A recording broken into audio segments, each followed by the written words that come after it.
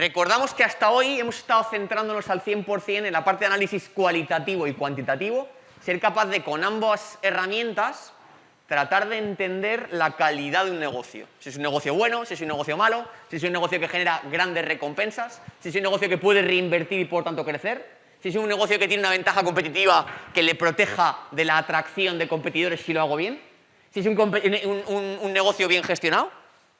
Y luego analizábamos la manera de cuantitativizar o calcular métricas clave para esos cálculos. Cálculo del crecimiento, cálculo de la rentabilidad. Y ante todo ello tenemos una buena foto de si es un negocio bueno o malo y de su capacidad de crecer y de generar retornos altos y de reinvertir y de cómo está gestionado. Pero no hemos hablado todavía de una parte muy importante de la que vamos a hablar hoy, que es de los riesgos que tengo como inversor al invertir en esa compañía.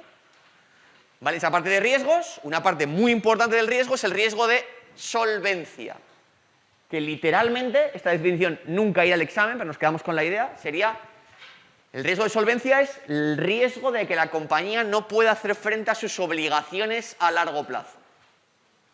¿Y aquí qué nos vamos quedando ya? Pues con temas de riesgo financiero, temas de deuda.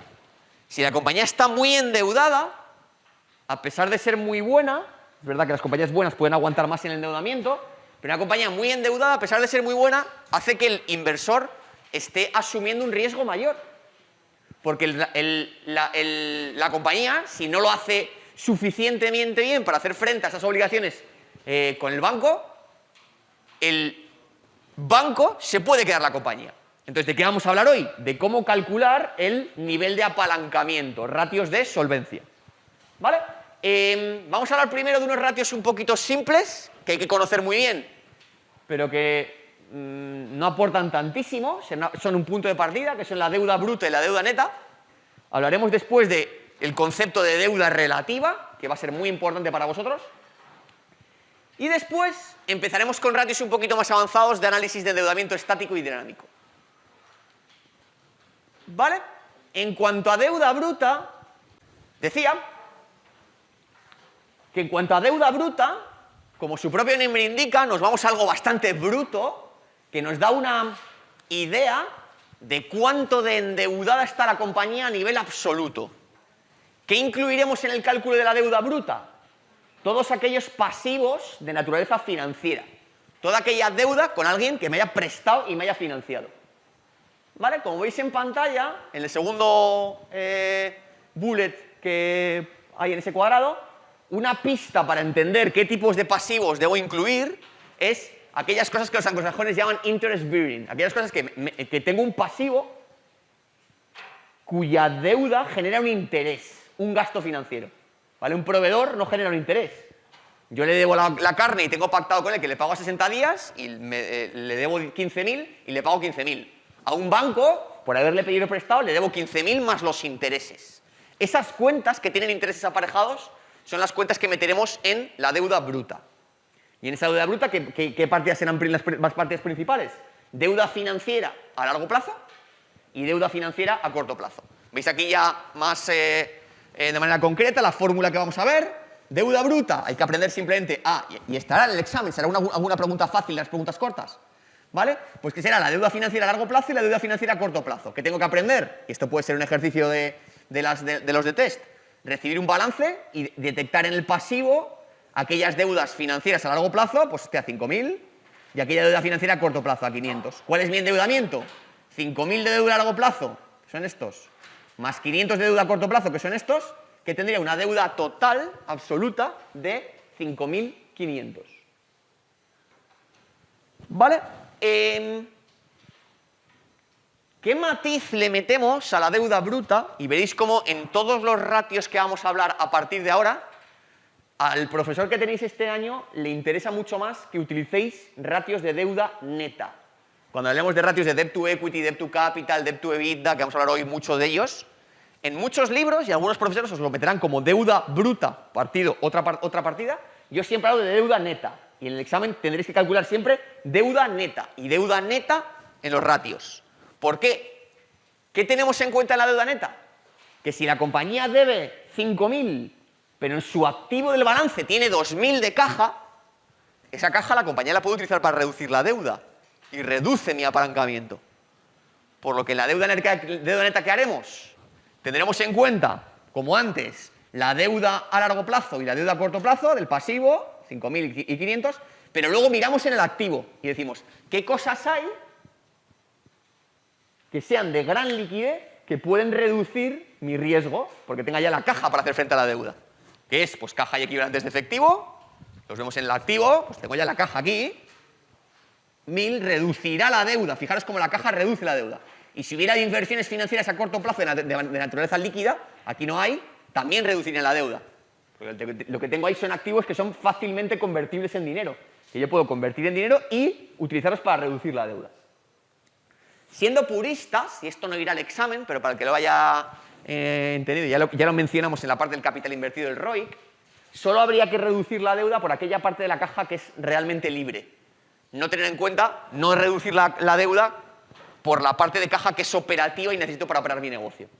¿Vale? Es un poquito más avanzado, solo lo oís a nivel conceptual y no estará en el examen. Para el examen reducimos con todo, asumimos como si toda la caja fuera libre. ¿Vale? Entonces, en este ejemplo, ¿qué tendríamos? Pues tendríamos la deuda bruta que teníamos antes, que era 5.500, que recordamos que era incluir la deuda financiera a largo plazo y la deuda a corto plazo, reducida por la caja neta que tenemos en el activo del balance. ¿Vale? Que tendríamos una deuda neta de 4.500.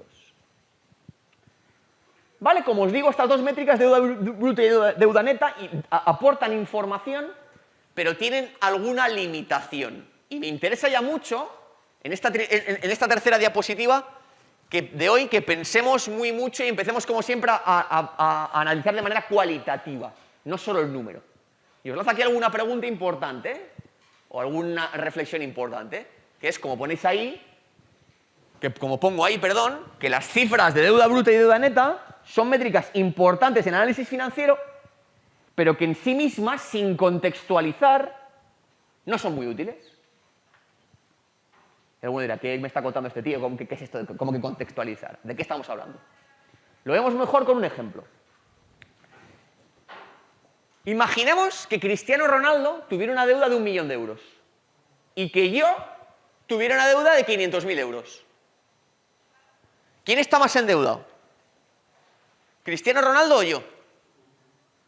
Ahí dice Ricky muy bien, tú. Y me encanta, y mucha gente ha echado por ahí también el tú, que ya estáis pensando de manera indirecta e intuitiva, sin que lo haya explicado, en endeudamiento relativo. Si miráramos solo lo que acabamos de ver hasta ahora, deuda bruta y deuda neta, pues parece que el que figura como más endeudado soy yo. Pero ahora, ¿qué vamos a aprender? A decir, no, la deuda tiene sentido mirarla no a nivel absoluto, sino a nivel cuánta deuda tienes y cuánta capacidad tienes de devolver esa deuda. ¿Qué miraríamos con Cristiano Ronaldo? No querríamos comparar la deuda con cuánto gana cada uno. Si Cristiano Ronaldo gana al año, solo en su contrato, sin contar la publicidad, 10 millones de euros, es que le cuesta 1/10 de su nómina, paga la deuda entera. Yo tengo una deuda de 500.000 euros, pues es que tengo que ganar muchos años para pagar la deuda. ¿Qué significa? Que ahí, de manera relativa, Cristiano Ronaldo está seguro menos endeudado que yo. Segunda variable que hay que mirar, oye, ¿qué otras posesiones tiene Cristiano Ronaldo y qué otras posesiones tengo yo que puedan liquidar para hacer frente a su deuda? Pues a lo mejor Cristiano Ronaldo tendrá 17 mansiones por ahí, no sé cuántos yates, no sé cuántos coches, que vende una mansión que tenga por ahí y ya ha pagado ese 1 millón de euros. Y yo, pues, no tengo nada más que mi coche que vale, que es lamentable, a lo mejor cuesta 2.000 euros, y una casa, pero una casa normalita. Entonces, ¿qué vamos a aprender ahora? Ratios muchísimo más interesantes que el de deuda bruta y deuda neta, que se nutren como punto de partida de esa deuda bruta y deuda neta, pero que lo contextualizan con lo que acabamos de hablar.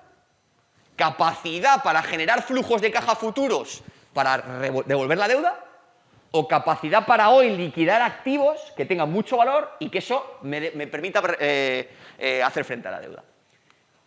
¿En qué categorías voy a agrupar los ratios de solvencia o los ratios de análisis de endeudamiento? En dos. Y este tipo de categorías, esos nombres, no los veréis en libros. Son nombres que les pongo yo porque me salen a mí los huevos, porque creo que son muy buenos para ayudaros de manera intuitiva a entenderlo. Son ratios que llamo a nivel estático y ratios que llamo de análisis a nivel dinámico. ¿De qué estoy hablando con esto de estático y dinámico? una parte muy importante de la clase de hoy. Quiero que penséis en vuestro balance personal, ¿vale? O si no es el vuestro porque todavía no sabéis comprar una casa, el de vuestros padres o el de vuestros hermanos o el de alguien cercano que haya hecho alguna inversión estilo en una casa. Entonces, ¿qué quiero que penséis? Que vuestro padre cuando compra una casa pide prestado dinero, se compra una casa de 300.000 euros y esa casa es su activo, es dueño de esa casa.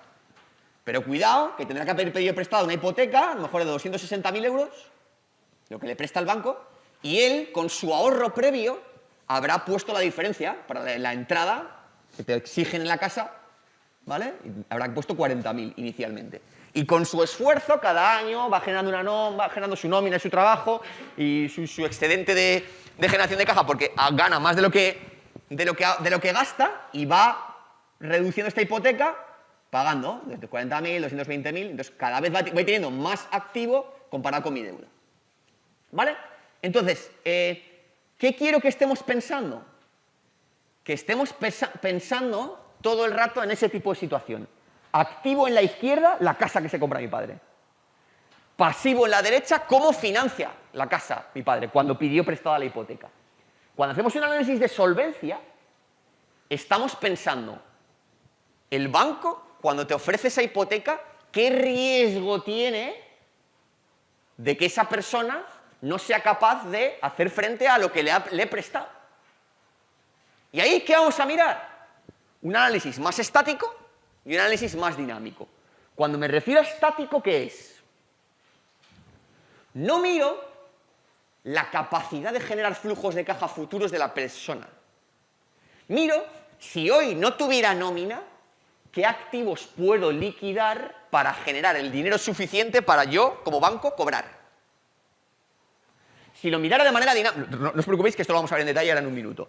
Si lo mirara de manera dinámica, no estoy pensando que la compañía se va a quedar, que la persona se va a quedar sin trabajo, sino estoy pensando, si sigue teniendo su trabajo, ¿cuánto va a ser capaz de generar en los próximos años para ser capaz de devolverme el dinero al banco de lo que le ha prestado? Esa es la perspectiva que quiero que tengáis, igual que cuando analice una compañía. Vale, vamos a ver ambas.